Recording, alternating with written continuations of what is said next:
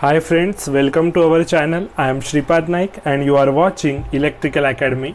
तो देखो पिछले वाले एपिसोड में हमने देखा था कि पूरा सर्किट ब्रेकर का जो फंक्शन होता है, तो सर्किट ब्रेकर आपका नो लोड पे भी काम करता है, फुल लोड पे भी काम करता है और जो भी एबनॉर्मल कंडीशंस आती है तो उस पे भी आपका सर्किट ब्रेकर काम करता है। वो हमने पूरा डिस्कस किया था, मतलब सारे फंक्शंस इनकॉर्पोरेट करके फिर सर्किट ब्रेकर बनाए, बराबर है। तो ये आपको पता होना चाहिए, हमेशा आपके दिमाग में होना चाहिए।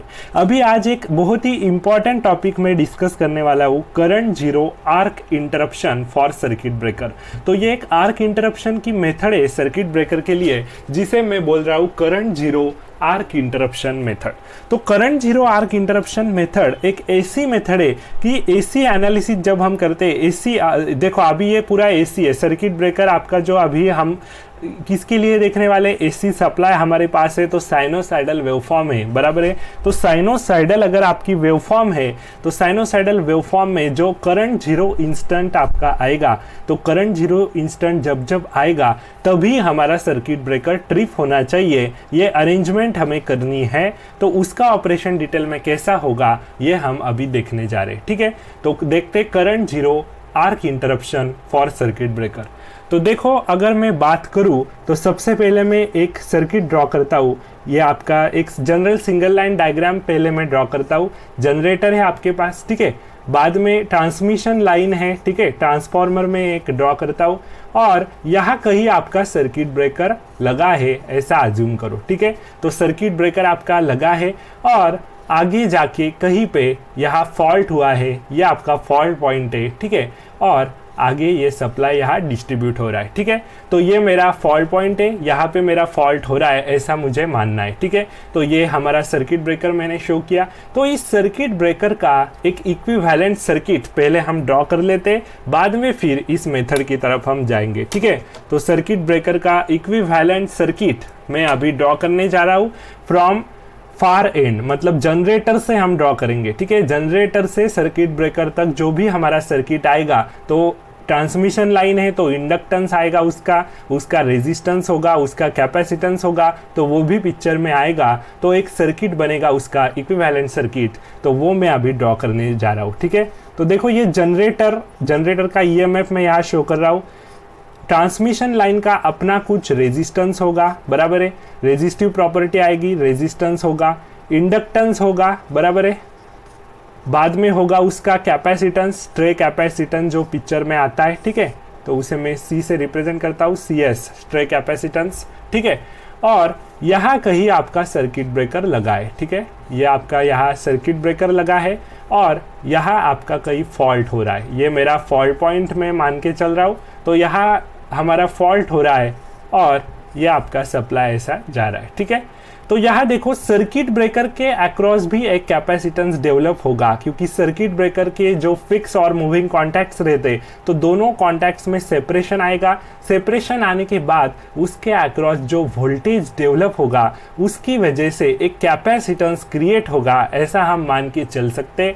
तो सर्किट ब्रेकर के अक्रॉस भी एक कैपेसिटेंस में यहाँ शो कर रहा हूँ, ठीक है, क्योंकि वो वोल्टेज की वजह से आएगा। इसके अक्रॉस कुछ वोल्टेज डेवलप होगा जब सर्किट ब्रेकर का जिस इंस्टेंट पे ऑपरेशन होगा उस इंस्टेंट पे, ठीक है। तो सर्किट ब्रेकर के अक्रॉस का वोल्टेज जो एक कैपेसिटेंस शो करेगा, जो कैपेसिटेंस में CB दिखाता हूँ, ठीक है, इसे मान के चलते CB। तो ये आपका सर्किट ब्रेकर के अक्रॉस भी एक कैपेसिटेंस डेवलप होगा जब फॉल्ट होगा तब, ठीक है। तो वो कैपेसिटेंस मैंने अभी ड्रॉ किया है इस सर्किट में।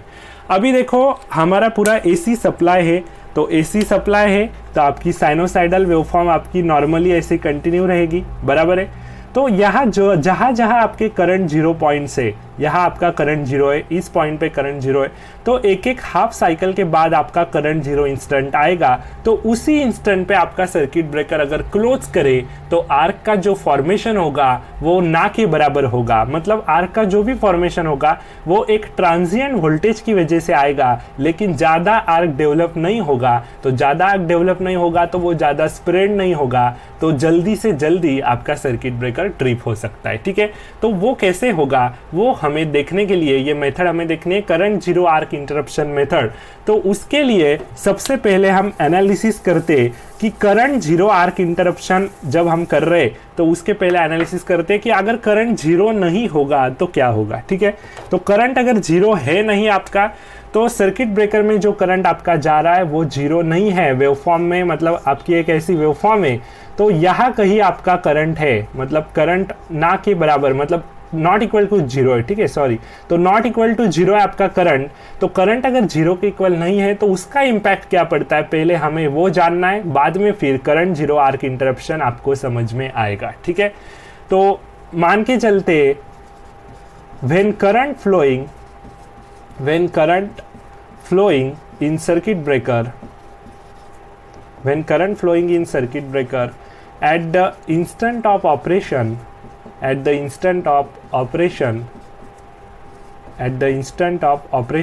is non-zero, तो अगर जीरो नहीं है तो क्या होगा वो हम अभी जान रहे हैं। ठीक है, तो आपका जो करंट है वो नॉट इक्वल टू जीरो, ये इंस्टेंटेनियस वैल्यू ऑफ करंट है वेवफॉर्म में। तो अभी देखो ये कैपेसिटेंस है, स्ट्रे कैपेसिटेंस आपको दिखाई दे रहा है लाइन का, और सर्किट ब्रेकर के अक्रॉस भी एक कैपेसिटेंस अभी डेवलप होगा जिस इंस्टेंट पे आपका ऑपरेशन होने वाला है। तो ये दोनों कैपेसिटेंस आपको अभी पैरेलल में दिखाई दे रहे होंगे, बराबर है, क्योंकि यहाँ से आपका सप्लाई यहाँ आ रहा है, तो ये दोनों पैरेलल में है सर्किट ब्रेकर के।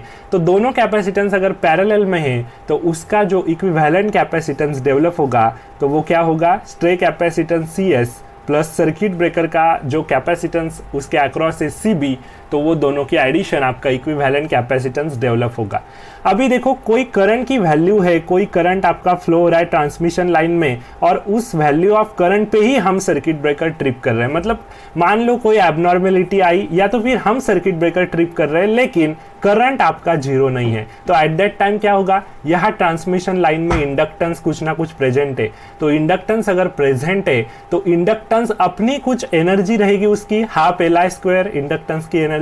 तो करंट आपका फ्लो हो रहा है यहाँ से ट्रांसमिशन लाइन से, कुछ उसकी मैग्नीट्यूड है उस करंट की, इंस्टेंटेनियस वैल्यू ऑफ वो करंट कुछ ना कुछ रहेगा। तो हाफ Li² इंडक्टर की एनर्जी उसके पास रहेगी मैग्नेटिक फॉर्म में। तो मैग्नेटिक एनर्जी जो इंडक्टर के पास है और आगे जाके आपके दो कैपेसिटेंस है जो पैरेलल में कनेक्ट है, तो हमें एक बात तो पता है कि साइनोसाइडल हमारी वेवफॉर्म है, तो एक हाफ साइकिल में इंडक्टर कैपेसिटेंस को एनर्जी देगा, दूसरी हाफ साइकिल में वही कैपेसिटेंस इंडक्टेंस को एनर्जी देगा। तो एक्सचेंज ऑफ एनर्जी उनकी चली रहेगी, मैग्नेटिक एनर्जी टू आपका जो कैपेसिटेंस का रहेगा उसमें एनर्जी जाएगी, बाद में फिर इंडक्टेंस की तरफ आएगी, बराबर है। तो एनर्जी एक्सचेंज ऐसा चलता रहेगा। तो अगर बात करें इंडक्टर की एनर्जी की, तो इंडक्टर की कुछ एनर्जी रहेगी हाफ Li², बराबर है, और कैपेसिटेंस की जो एनर्जी रहेगी कैपेसिटेंस के पास वो रहती है हाफ CV²। तो दोनों में एनर्जी एक्सचेंज अगर शुरू है तो कैपेसिटर के अक्रॉस जो वोल्टेज आएगा, तो कैपेसिटर के अक्रॉस जो भी वोल्टेज अभी क्रिएट होगा तो वो वोल्टेज आप यहाँ से निकाल सकते हैं, ये दोनों इक्वेशन इक्वेट करके, half Li² is equal to half CV²। Inductor में जितनी एनर्जी है उतनी आगे जाएगी कैपेसिटेंस में, बाद में कैपेसिटर की फिर से आएगी इंडक्टर में, एनर्जी एक्सचेंज चलता रहेगा। तो एक हाफ साइकिल में आपका इंडक्टर की जो एनर्जी है वो अभी कैपेसिटर की तरफ जा रही है। तो वोल्टेज अगर यहाँ से निकाले half Li² is equal to half CV², तो वोल्टेज आपका V क्या आएगा, वो आएगा I√L/C। ठीक है, यह I क्या है, instantaneous value of current in transmission line at the time of circuit breaker operation, ऐसे हम कह सकते हैं। ठीक है, तो ये वोल्टेज अभी आएगा सर्किट ब्रेकर के कॉन्टैक्ट्स के अक्रॉस, मतलब इस कैपेसिटर के अक्रॉस जो कैपेसिटेंस यहाँ फॉर्म हुआ है, दोनों कैपेसिटेंस अभी पैरेलल में, ट्रांसमिशन लाइन का stray capacitance and circuit breaker के अक्रॉस जो कैपेसिटेंस फॉर्म हुआ है वो कैपेसिटेंस। तो ये वोल्टेज क्या है, I√L/C, जिसे हम कहते हैं प्रोस्पेक्टिव वोल्टेज। ये कौन सा वोल्टेज है, प्रोस्पेक्टिव वोल्टेज। ये वोल्टेज तभी आएगा अगर आपका करंट नॉन जीरो होगा at the time of circuit breaker operation. अगर आपका करंट जीरो होता है तो ये इंस्टेंटेनियस वैल्यू ऑफ करंट इस ट्रांसमिशन लाइन में जाने वाला ये जीरो है, तो ये वोल्टेज जीरो होगा। तो प्रोस्पेक्टिव वोल्टेज आपका सर्किट ब्रेकर के अक्रॉस का जीरो होगा। तो प्रोस्पेक्टिव वोल्टेज जीरो होगा तो ये वोल्टेज तो नहीं आएगा। तो कौन सा वोल्टेज आएगा? एक ट्रांजिएंट वोल्टेज भी होता है सर्किट ब्रेकर के अक्रॉस। तो ट्रांजिएंट वोल्टेज तो होगा ही, क्योंकि देखो एबनॉर्मलिटी आती है, फॉल्ट करंट आता है, कुछ भी एबनॉर्मलिटी आती है तो करंट की मैग्नीट्यूड तो बढ़ेगी। तो आपको एक बात तो पता होगी, ट्रांजिएंट स्टेट, सब ट्रांजिएंट स्टेट, ये आपने पढ़ा होगा, बराबर है। तो सब ट्रांजिएंट स्टेट पहले आती है, बाद में ट्रांजिएंट स्टेट, और बाद में आपको स्टेडी स्टेट ऑपरेशन मिलता है। तो सब ट्रांजिएंट स्टेट सबसे पहले आएगी जब फॉल्ट होगा तब। तो सब ट्रांजिएंट स्टेट पे कभी सर्किट ब्रेकर आपका ऑपरेट नहीं करता और उसे ऑपरेट करना भी नहीं चाहिए। अगर सब ट्रांजिएंट कंडीशन में वो ऑपरेट करे जहां फॉल्ट करंट की मैग्नीट्यूड बहुत ज़्यादा होगी तो वहां एक हेवी आर्क प्रोड्यूस होगा। तो उस हेवी आर्क की वजह से दोनों कॉन्टैक्ट्स में जो सेपरेशन होने वाला है वो इतना, दोनों कॉन्टैक्ट्स के बीच का जो डिस्टेंस है वो इतना काफ़ी नहीं होगा कि वो सर्किट ब्रेकर को ट्रिप करे, मतलब आपका सिस्टम वो पूरा आइसोलेट हो सके। वो आर्क मेंटेन रहेगा। अगर आर्क मेंटेन रहेगा तो सिस्टम आपकी आइसोलेट नहीं होगी, भले ही आपके दोनों कॉन्टैक्ट सेपरेट हो जाए। इसीलिए सब ट्रांजिएंट करंट में हेवी मैग्नीट्यूड रहती है फॉल्ट करंट की, तो तब सब ट्रांजिएंट में ये सर्किट ब्रेकर को कभी ऑपरेट नहीं होना चाहिए, वो ऑपरेट होता भी नहीं है, ठीक है। ट्रांजिएंट कंडीशन में वो ऑपरेट होता है। तो ट्रांजिएंट कंडीशन जब आएगी, सब ट्रांजिएंट के बाद ट्रांजिएंट कंडीशन आती है, तो उस ट्रांजिएंट कंडीशन में वो ऑपरेट होता है। वहां थोड़ा आर्क आपका कम हो जाता है। तो आर्क अगर कम होता है तो दोनों कॉन्टैक्ट के बीच का जो डिस्टेंस रहता है तो वो डिस्टेंस बराबर मेंटेन अगर रहता है तो आपका आर्क कम प्रोड्यूस होता है और बाद में वो चला जाता है, ठीक है। अभी ये जो वोल्टेज हमने देखा प्रोस्पेक्टिव वोल्टेज, वो भी मदद करता है आर्क को बढ़ाने के लिए। तो अगर करंट आपका नॉन जीरो होगा तो ये प्रोस्पेक्टिव वोल्टेज आएगा। प्रोस्पेक्टिव वोल्टेज आएगा तो वो आर्क मेंटेन करने में मदद करेगा, क्योंकि ट्रांजिएंट वोल्टेज तो प्रेजेंट रहेगा ही। तो ट्रांजिएंट वोल्टेज प्लस ये प्रोस्पेक्टिव वोल्टेज, दोनों की वजह से आपका आर्क मेंटेन रहने में मदद होगी। तो दोनों तो नहीं चाहिए। तो अगर मेरा ये करंट जीरो है, जब मेरा करंट जीरो इंस्टेंट मेरा जब आएगा तो तब अगर सर्किट ब्रेकर ट्रिप होता है, ऐसी कोई अगर हम सेटिंग करें कि जब करंट जीरो है तभी हमारा सर्किट ब्रेकर वहां ट्रिप हो, तो एट दैट टाइम क्या होगा, ये प्रोस्पेक्टिव वोल्टेज रहेगा नहीं। तो सिर्फ ट्रांजिएंट वोल्टेज की वजह से आपका जो आर्क आएगा जो ज्यादा नहीं आएगा, तो उसकी वजह से वो मेंटेन नहीं रहेगा। मतलब क्या होता है, जो आपका दोनों कॉन्टैक्ट्स के बीच में जो डिस्टेंस है वो तो बराबर मेंटेन रहता ही है। जब आपका सर्किट ब्रेकर ओपन होता है, मान लो ये आपका सर्किट ब्रेकर के 2 पॉइंट्स है, वो पहले से क्लोज है और बाद में ये कुछ आपका स्टील मटेरियल होता है अंदर, ठीक है। तो ये ऐसा ओपन होता है एक एंड से, ठीक है, एक एंड से ऐसा वो ओपन होगा। तो ओपन जब होगा तब यहाँ से करंट तो आने ही वाला है, कुछ ना कुछ करंट होगा अगर जीरो नहीं होगा तो यहाँ दोनों कॉन्टैक्ट के बीच में आयोनाइजेशन होगा, बराबर है, क्योंकि एयर है वहां, ठीक है। तो एयर है वो आयोनाइज होगी। अगर उसका डाइलेक्ट्रिक स्ट्रेंथ, एयर का डाइलेक्ट्रिक स्ट्रेंथ अगर इस करंट की वजह से डेवलप होने वाली इलेक्ट्रिक फील्ड जो है उससे अगर वो डाइलेक्ट्रिक स्ट्रेंथ एयर की कम हो जाए तो यहाँ आपका आर्क प्रोड्यूस होना ही है, ठीक है। तो डाइलेक्ट्रिक स्ट्रेंथ जो है एयर की वो ज़्यादा ही होनी चाहिए, इस करंट की वजह से जो इलेक्ट्रिक फील्ड प्रोड्यूस होने वाली है उससे ज़्यादा होनी चाहिए, ठीक है। तो अगर वो होगा तो आर्क आपका ज़्यादा प्रोड्यूस नहीं होगा और आपका सिस्टम जल्द से जल्द आइसोलेट होगा, ठीक है।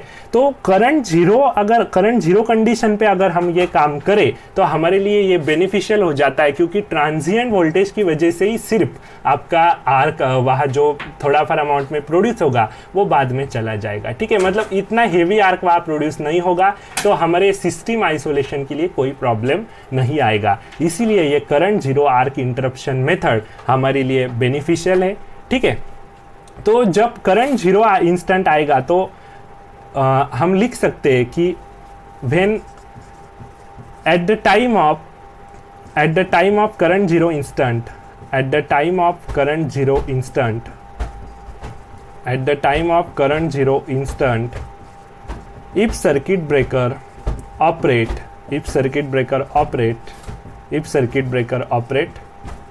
then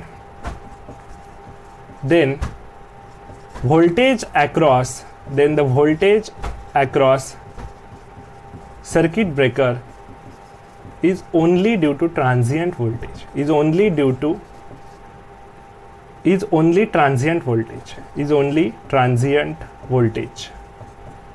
ठीक है, तो ये अभी देखो ट्रांजिएंट फ्री कंडीशन आपने नेटवर्क में पढ़ी होगी, तो ट्रांजिएंट फ्री कंडीशन अगर यहाँ अप्लाई करे तो क्या हमारे लिए बेनिफिशियल होगा?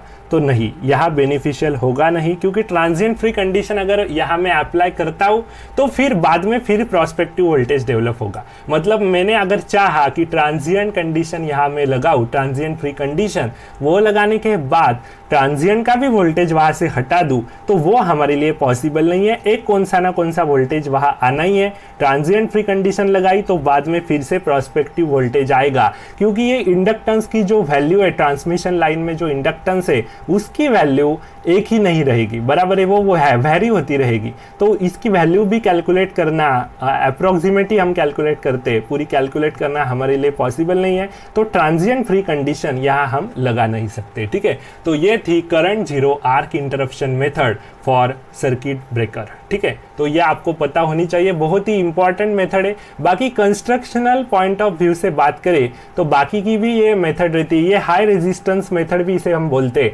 बाकी लोअर आपका जो बाकी की जो मेथड से लेंथनिंग ऑफ आर्क रहता है। ठीक है, तो ये कंस्ट्रक्शनल जो भी मेथड से ये आपने पढ़ी होगी करिकुलर एकेडमिक्स में, आपको अच्छे से पता होगा। आर्क की लेंथनिंग की जाती है, दोनों कॉन्टैक्ट्स के बीच का डिस्टेंस बढ़ाया जाता है, बाद में कूलिंग ऑफ आर्क किया जाता है, बहुत सारी मेथड से। ठीक है, लेकिन ये बहुत ही इंपॉर्टेंट मेथड है, क्योंकि हम ऐसा एक पॉइंट ढूंढ के ला रहे हैं यहाँ करंट जीरो इंस्टेंट, कि वहाँ ही हमारा सर्किट ब्रेकर ऑपरेट करे। तो ऐसे हम कैसे कर सकते कि करंट जीरो इंस्टेंट आएगा तभी हम कैसे ऑपरेट होगा, तो वो भी आपको सीखने को मिलेगा। आगे की जो आपकी वीडियो सीरीज आएगी वहाँ आप डिटेल में ये जान सकते हैं। ठीक है, तो मिलते हैं अगले वाले एपिसोड के लिए, तब तक के लिए good bye and thank you very much.